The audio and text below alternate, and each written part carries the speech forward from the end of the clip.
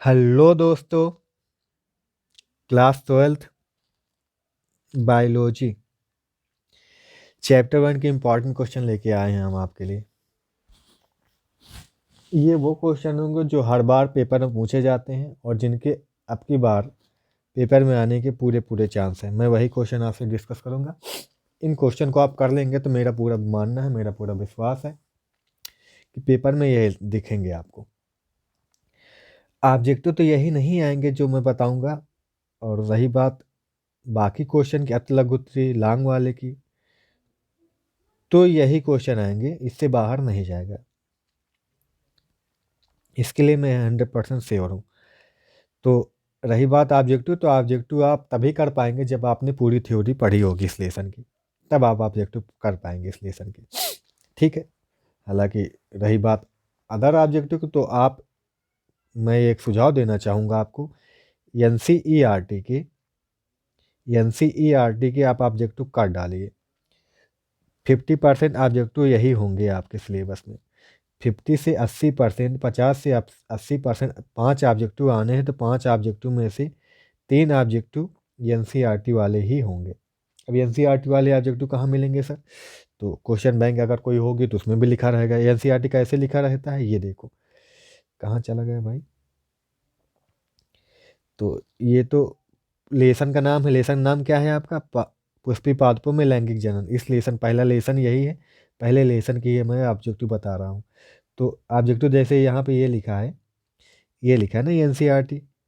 इस ये एनसीईआरटी वाले ही क्वेश्चन, या फिर एनसीईआरटी वाली बुक होगी आपके पास, प्योर एनसीईआरटी, जो 60-70 रुपये में मिल जाती है लगभग, आई थिंक। वो होगी तो उसमें दिया होंगे, ठीक है। नहीं तो कोई भी बुक होगी तो उसमें एनसीईआरटी के क्वेश्चन, जब चैप्टर समाप्त होता है एनसीईआरटी क्वेश्चन पीछे दिए हुए होते रहते हैं, ठीक है। तो हर चैप्टर की मैं इसी तरह की वीडियो बनाऊंगा, इंपॉर्टेंट क्वेश्चन की हर चैप्टर वाइज मैं कराऊंगा। अभी आज पहला चैप्टर है तो इसके बाद जब भी वीडियो आएगी बायो की, तो दूसरा चैप्टर के लाऊंगा मैं। और केमिस्ट्री के मैंने चैप्टर 1 के दे रही है, वो वीडियो आपने नहीं देखा तो आप चैनल विजिट कीजिए, चैनल में आपको वीडियो मिल जाएंगे, ठीक है। और अभी तक चैनल सब्सक्राइब नहीं किया, चैनल सब्सक्राइब कर लेना, ताकि नोटिफिकेशन आपको वीडियो का नोटिफिकेशन मिल जाएगा। चैनल सब्सक्राइब करने से फ़ायदा ये होता है कि जब भी मैं वीडियो नया डालूंगा तो आपको, जब भी यूट्यूब खोलेंगे तो आपको वो वीडियो दिखेगा। अगर आपने चैनल सब्सक्राइब नहीं कर रखा है तो वो आपको वीडियो नहीं दिखेगा, ठीक है। चलो ठीक है, चलो स्टार्ट करते हैं। तो पहला ऑब्जेक्टिव क्या है ये देखो, 2019 में पूछा गया है ये। अब 2019 में ये पूछा गया है तो ये क्या पूछा गया है? आवर्तबीजी पौधों में पुंकेसर है, पूछने गया सर क्या होते हैं? नर जनांग होते हैं। तो ये क्वेश्चन आप कब काट पाएंगे? जब आपने पुष्प के बारे में सब कुछ पढ़ा होगा, पुष्प के बारे में पढ़ा होगा, नर जनांग क्या होते हैं, मादा जनांग क्या होते हैं, ठीक है। तो आप ये क्वेश्चन कर पाएंगे। तो बताओ मादा जनांग क्या होता है? मादा जनांग क्या होता है? जयांग होता है। क्या होता है? जयांग। और नर जनांग क्या होता है? पुंकेसर होता है। पुंकेसर एक नर जनांग है। अगुणित कोशिका है। अगुणित कोशिका क्या होती है? टेपिटम, परागमात्र कोशिका, परागकोश। परागकोश को एक अगुणित कोशिका नहीं, परागकोश। अगुणित कोशिका क्या है? परागकण है। ये कैसे है? अब इसकी थ्योरी आपने पढ़ी होगी तभी तो ना कर पाए। अगुणित कोशिका कौन होती है? जिसमें गुणसूत्रों की संख्या आधी हो। परागकण एक तरह का नर युग्मक है। परागकण क्या है? एक तरह का नर युग्मक है, तो इसमें गुणसूत्रों की संख्या आधी होती है। अब इसकी थ्योरी क्लियर होगी तभी आप कर पाएंगे। अब देखो यहाँ पे एक क्या है, एक परारूपी आवर्त बीजी परागकोश में लघु बीजाणुधानियों की संख्या कितनी? लघु बीजाणुधानी जो होती हैं, एक परागकोश में कितनी लघु बीजाणुधानी हो? 4 ही तो होती हैं। जब आपने परागकोश की संरचना का अध्ययन किया होगा तभी तो बता पाओगे ये क्वेश्चन, ठीक है। तो आपको एनसीईआरटी वाले क्वेश्चन पढ़ लेने, एनसीईआरटी वाले क्वेश्चन आने के फुल चांस है, ठीक है। 200 लघु बीजाणुओं के निर्माण के लिए प्रक्रियात्मक लघु बीजाणु मात्र कोशिका में कितने अर्धसूत्रीय विभाजन होंगे? ठीक है, 50 चौके 200, ठीक है। 50 से 4 गुना कोशिकाएं 200 बन जाएंगी, ठीक है। एक कोशिका से 4 कोशिका बनती है, ठीक है। अंड समुच्चय के निर्माण में कौन सहायक कोशिका? अंड सहायक कोशिकाएं होती है, सहायक कोशिकाएं, ठीक है। चलो आप ऑब्जेक्टिव इसी तरह आप पढ़ लेंगे अपने आप से, नहीं तो थ्योरी आप पढ़ेंगे तब आपके क्लियर हो। निभाग पाया जाता है बीजांड में। अब बीजांड की संरचना का अध्ययन किया होगा तभी तो ये ऑब्जेक्टिव कर पाओगे, ठीक है। ये सारे ऑब्जेक्टिव आप अपने आप से पढ़ लीजिए, ठीक है। अब देखो, पॉलीगोनम प्रकार का भ्रूणपोष या एक पावती भ्रूणकोष परिपक्व होने पर क्या कहलाता है? 7 कोष की 8 केंद्र की होता है, ठीक है। क्योंकि 8 केंद्र की जो बीच में जो 2 केंद्रक होते हैं वो एक तरह एक कोशिका मानी जाती है, ठीक है। तीन प्रतिमुखी कोशिकाएं होती हैं, 3 प्रतिमुखी कोशिकाएं होती हैं ऊपर की तरफ, 1 कोशिका बीच में होती है और 3 नीचे होती हैं, जिसमें से एक अंड कोशिका होती है, 2 सहायक कोशिकाएं होती हैं। ठीक है, ये सब थ्योरी आपने पढ़ी होगी तभी कर पाएंगे। अब साल्विया में परागण होता है, कीटों द्वारा होता है, ये कैसे आप जान पाएंगे? जब पर परागण आपने पढ़ा होगा, पर परागण के माध्यम पढ़े होंगे। ठीक है, जंतुओं द्वारा उनके सब एग्जाम्पल पढ़े होंगे, तभी तो कर पाएंगे। जल, अब किसी को जल परागण किस में होता है ये पूछ लेगा, जल किसी हाइड्रिला दे देगा, हाइड्रिला में कैसा परागण होता है, तो जल द्वारा परागण होता है। अब इस तरह जब उसके पढ़े होगे तभी तो आप कर पाएंगे ये ऑब्जेक्टिव, ऐसे नहीं कर सकते आप। ठीक है, ये ऑब्जेक्टिव देख लीजिएगा। ठीक है, ऑब्जेक्टिव आप अपने आप से पढ़ लीजिए, मैं बाकी क्वेश्चन बता दे रहा हूँ। ठीक है, ये फोटो सही नहीं आया, हालांकि यहाँ पे जो इंपॉर्टेंट क्वेश्चन होगा मैं आपसे डिस्कस कर लूँगा, मेरी समझ में आ जाएगा। ठीक है, ये सब ऑब्जेक्टिव ही है, लघुत्तरी है। अब ये क्वेश्चन आया है, एक आवृतबीजी पुष्प के उन अंगों का नाम लिखिए जहाँ नर एवं मादा युग्मक पुष्प युग्मकोद्भिद का विकास होता है। नर युग्मकोश से क्या बनते हैं? परागकोश या लघुबीजाणुधानी बनती है। मादा युग्मकोश से क्या बनता है? अंडाशय से बनता है। इन्हीं के नाम आपको लिखने थे। ठीक है, अब एक परिपक्व पराग कण के परिपक्व पराग सही समाहित कोशिकाओं के नाम लिखिए। एक परिपक्व पराग कण के फिगर बनाना, उसके नाम लिखेंगे, यही होता है परिपक्व पराग कण। पराग कण का विकास आपने पढ़ा होगा, तो ये फिगर होता है। ये फिगर इंपॉर्टेंट है, फिगर केवल पूछ लिया जाता है। या पराग कण का विकास आपने पढ़ा होगा तो वहाँ पे इसका फिगर आपने लास्ट स्टेज में पढ़ा था। जब परागण क्रिया होती है, वर्तमान पराग कण पहुँच जाते हैं तो वहाँ पे ये अपनी वृद्धि, इसका विकास होने लगता है। ठीक है, तब ये युग्मक नलिका विकसित होती है। तो ये आप आपने पढ़ा होगा, इसका फिगर इंपॉर्टेंट है, आपको ध्यान रखना है, फिगर आ सकता है फिर से पेपर में। ठीक है, और आपका क्या पढ़ना है? आपको इसमें से कुछ नहीं पढ़ना है। अब ये क्वेश्चन जैसे कह रहा, माता युग्मकोद्भिद के एक बीजाणु विकास से आप क्या समझते हैं? एक बीजाणु विकास से आप क्या समझते हैं? और बीजी पादपों में माता युग्मकोद्भिद के निर्माण के दौरान गुण बीजाणु मार्ग कोशिका 4 अगुणित कोशिकाओं का निर्माण करती, जिनमें से सबसे नीचे की कोशिकाएं आकार में बड़ी होकर सक्रिय गुण बीजाणु कोशिका बनाती है, तथा जितनी 3 कोशिकाएं होती हैं नष्ट हो जाती हैं। इसी को क्या कहते हैं? एक बीजाणु विकास कहते हैं, क्योंकि एक ही कोशिका का विकास हुआ, बाकी 3 नष्ट हो जाती है, इसलिए इसे क्या कहते हैं? मादा युग्मकोद्भिद को विकास को एक बीजाणु विकास कहते हैं। ठीक है, परागण को परिभाषित किया। परागण की परिभाषा तो आपको रटी होनी चाहिए, 1 नंबर में आ सकती है। ठीक है, अब ये क्वेश्चन नहीं पूछेगा, अब ये सारे क्वेश्चन नहीं आने वाले। ठीक है, रात में लिखने वाले, पुष्प परागण सुगंध वाले हैं, तो ये सब नहीं आने वाला।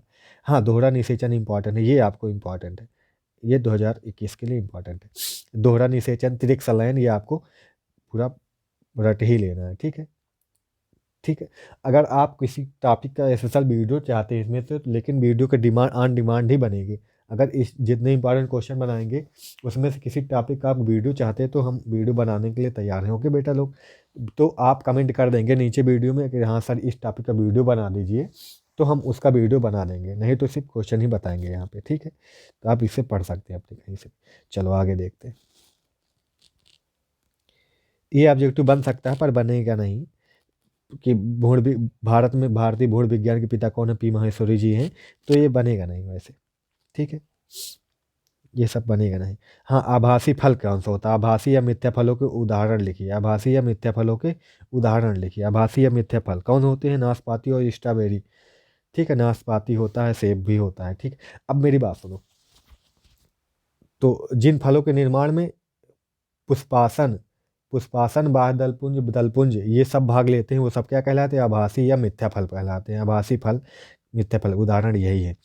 ठीक है, एक सेब सेब एक आभासी फल क्यों है? पुष्प का कौन सा भाग रचना करता है? पुष्प का कौन सा भाग फल बनाता है? पुष्प का कौन सा भाग अंडाशय द्वारा फल का निर्माण होता है? लेकिन अंडाशय के अतिरिक्त जब पुष्पासन और के अन्य भाग भी, पुष्प के अंडाशय के अतिरिक्त पुष्प के अन्य भाग जैसे पुष्पासन और बाह्य दलपुंज दलपुंज ये सब भी भाग ले लेते हैं पुष्प के निर्माण में, तो उसे क्या कहते हैं?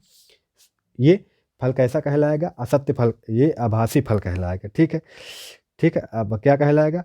आभासी फल कहलाएगा। ठीक है, और बाकी जब केवल अंडाशय से विकसित होता है वो क्या कहलाता है? सत्य फल कहलाता है। वो क्या कहलाता है? सत्य फल कहलाता है। ठीक है, समझे? सेब, नाशपाती, स्ट्रॉबेरी क्या है? आभासी फल है। और बाकी क्या है? सत्य फल है। सत्य फल कौन सा? जो केवल अंडाशय से बिकते, तो वो सत्य फल है। ये पूछा जाता है। बहुभूरता क्या है? ये आ सकता है 1 नंबर में, 2 नंबर में। ठीक है, अनेक भूणों का विकास हो जाना क्या है? बहुभूरता है। चलो, असमग्र जनन, ये भी पूछ लेना, शॉर्ट नोट में पूछ सकता है। ठीक है, ये भी देख लेना आप, छोटा सा है। एक एक 2 2 नंबर वाले क्वेश्चन, अंतर नहीं आएगा। हालांकि अनिषेक जनन इंपॉर्टेंट, ये 1 1 नंबर में आते रहते हैं। ठीक है, बिना निषेचन के अर्थात अनिषेचित अंड, बीजांड, अंकुरित भ्रूण एवं बीज का निर्माण होना ही क्या कहलाता है? निषेक जनन कहलाता है। धतूरा, आलू, ये सब में। ठीक है। हाँ, बीजांड की संरचना का फिगर आ सकता है, इंपॉर्टेंट है।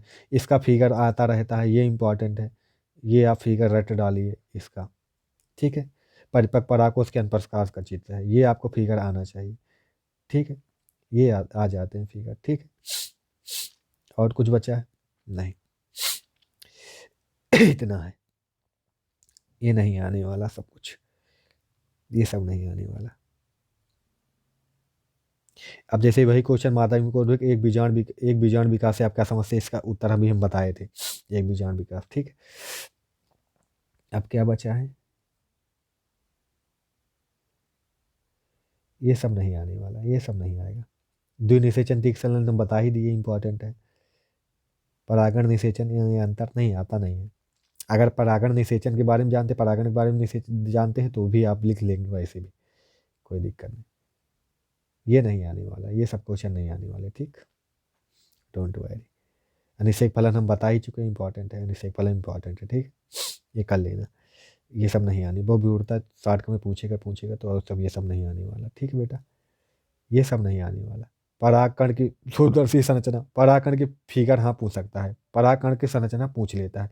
परागकण का अंकुरण पूछता ही है। परागकण का अंकुरण अर्थात परागकण का विकास। परागकण का अंकुरण मतलब क्या है? परागकण का विकास, ये पूछ सकता है। इसका फिगर सही बनाना पड़ेगा। ये सब विकसित परागकोश का फिगर पूछता ही, अभी मैंने बताया था। ठीक है, ये सब आप देख लीजिएगा।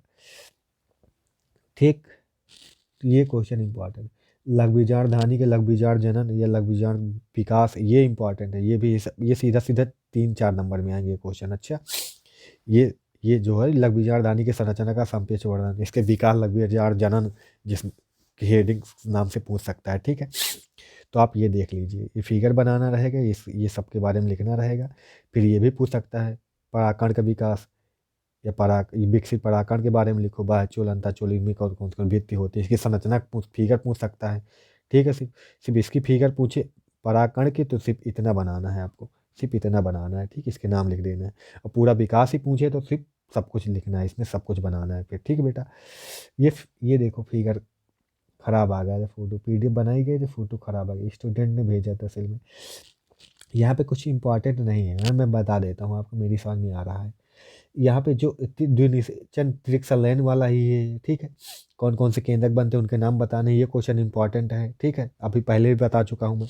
ठीक है, ये क्वेश्चन यहाँ से इंपॉर्टेंट है। और यहाँ पे ये क्या लिखा हुआ है, तो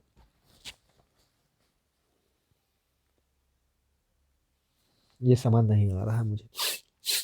ये देख लेना, 2020 वगैरह में पूछा गया है, कई बार क्वेश्चन रिपीट हुआ है। ये समझ नहीं आ रहा है क्या लिखा हुआ है यहाँ पे, बिल्कुल भी क्लियर नहीं है, नहीं तो बता देता मैं। इंपॉर्टेंट है वो भी, क्योंकि पूछा गया, रिपीट है, एनसीईआरटी में है, यानी कि अच्छे से तभी आए हैं क्वेश्चन। हाँ, बचा क्या है? भ्रूणपोष का विकास। किसका विकास? भ्रूणपोष का विकास। कोई बड़ी बात नहीं, ये आपके सिलेबस में है, आ सकता है, मे बी चांस है, गारंटी नहीं देते इसकी हम।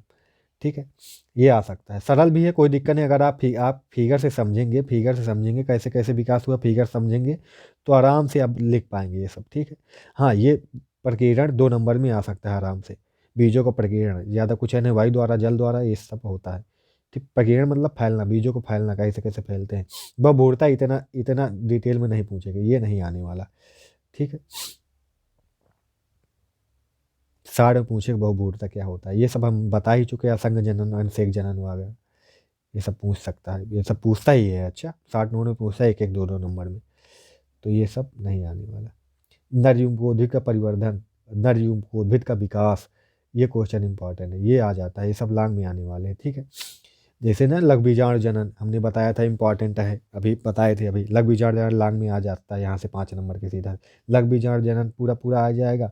लघु बीजाणु जनन में यही सब आता है। अच्छा, लघु बीजाणु जनन में नरयुग्मोद्भिद का विकास ही आता है। मादा युग्मोद्भिद का विकास भी इम्पॉर्टेंट है, ठीक है। ये सब आपको पढ़ लेना है।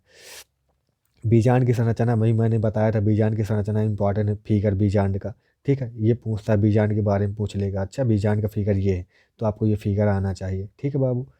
आपको ये फिगर इंपॉर्टेंट है, ये फिगर आपको तैयार होना चाहिए।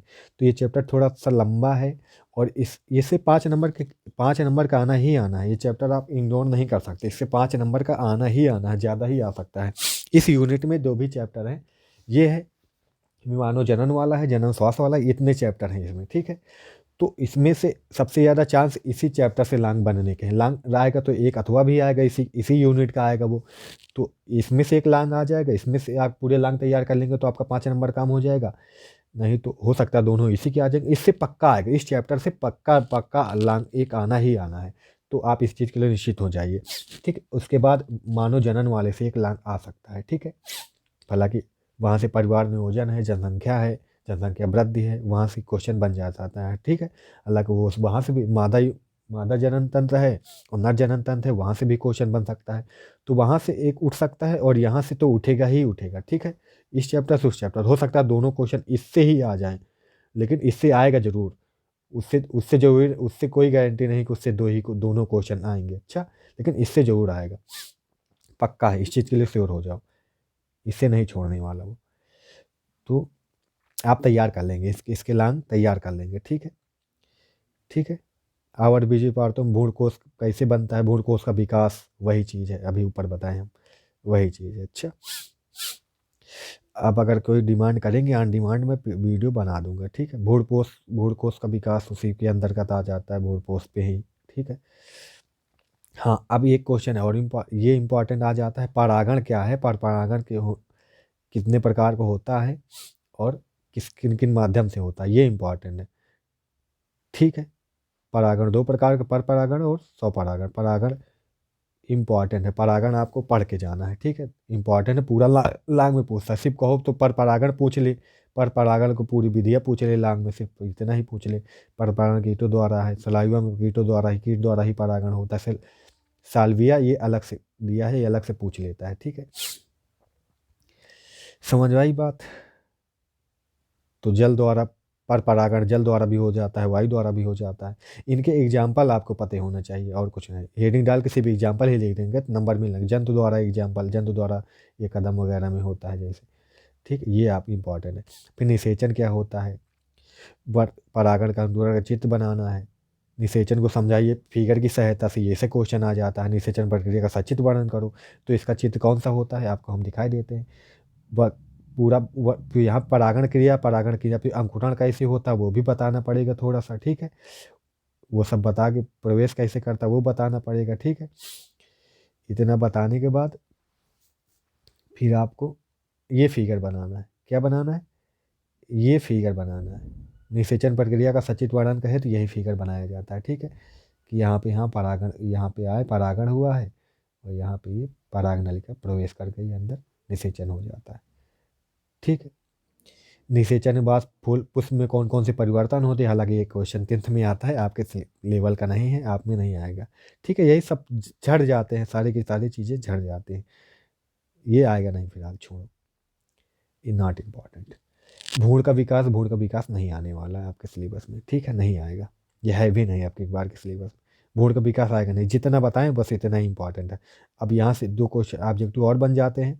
बीज का निर्माण कहाँ से होता है, फल का निर्माण कहाँ से होता है, ये ऑब्जेक्टिव बन जाता है। बीज का निर्माण कहाँ से होता है, फल का निर्माण कहाँ से होता है। बीज का निर्माण बीजांड से होता है, फल का निर्माण अंडा से। तो ये ऑब्जेक्टिव क्लियर कर लेना, बस हो गया, लेसन आपका खत्म हो गया। आशा करते समझ आया होगा।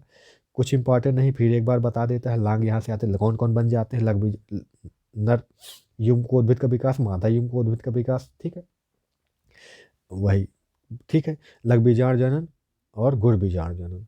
गुड़ बीजांड जनन ही मादा युग्म को उद्भिद विकास है, लघु बीजांड जनन ही नर युग्म को उद्भिद का विकास है, ठीक है। और परागकण, पर परागण और स्वपरागण, ये इंपॉर्टेंट है। इतना कर लो, लांग का काम हो जाएगा यहाँ से, ठीक है। इतने क्वेश्चन ही लांग में आए और बाकी छोटे छोटे क्वेश्चन जो बनते हैं वो भी मैंने आपको डिस्कस किए हैं। तो आशा करते हैं समझ आया होगा। तो अभी तक मेरे चैनल सब्सक्राइब नहीं कर तो प्लीज़ प्लीज़ रिक्वेस्ट है सब्सक्राइब कर लेना। सब्सक्राइब करके बेल बनेगा, घंटी बजेगी, घंटी को दबाना मत भूलिएगा। घंटी को ऑन कर लेंगे तो वीडियो आप जब भी यूट्यूब खोलेंगे मैं वीडियो डालूंगा तो आपको वीडियो मिल जाएगी। इस वीडियो को देखने के लिए बहुत बहुत धन्यवाद। और इस वीडियो को शेयर करना ना भूलें। अपने दोस्तों के साथ, किसी भी स्कूल के हों, कहीं के भी हों, उनके साथ शेयर कीजिए। बताइए इस मेरे सर इंपॉर्टेंट क्वेश्चन करा रहे हैं, हर चैप्टर वाइज इन्हें कर लीजिएगा, आपका काम हो जाएगा। सब कुछ पढ़ने की ज़रूरत नहीं होती है, हम पढ़ लिए जाते हैं। आप पढ़ाकू, आप जैसे आगे पढ़ना चाहते, बहुत बच्चे नहीं पढ़ पाते किसी कारणवश, तो बस इंपॉर्टेंट क्वेश्चन जानना चाहते हैं जिनसे उनका पेपर में काम भी हो जाए, कम मेहनत में हो जाए। इसे बोलते हैं स्मार्ट वर्क। ठीक है, तो स्मार्ट वर्क करिए, आप भी स्मार्ट वर्क करिए, हम भी स्मार्ट वर्क कर रहे हैं। आपका कम मेहनत में अच्छे नंबर मिल जाएंगे। ठीक है, एक बच्चा होता है सब कुछ पढ़ता है, एक बच्चा होता है वही पढ़ लेता है जो पेपर में आने वाला होता है, वो उससे ज़्यादा नंबर शायद पा जाए। तो ये स्मार्टनेस है, ये क्या है, स्मार्टनेस है। आप भी स्मार्ट बनिए, हम आपको स्मार्ट बनाने की गारंटी लेते हैं। चलिए ठीक है, मिलते हैं अगली वीडियो में। दूसरे चैप्टर की वीडियो बहुत जल्द मैं लाऊंगा। और वीडियो में कैसा लगा कमेंट करना मत भूलिएगा। चैनल सब्सक्राइब कर लीजिएगा, वीडियो को शेयर कर लीजिएगा। Thanks a lot.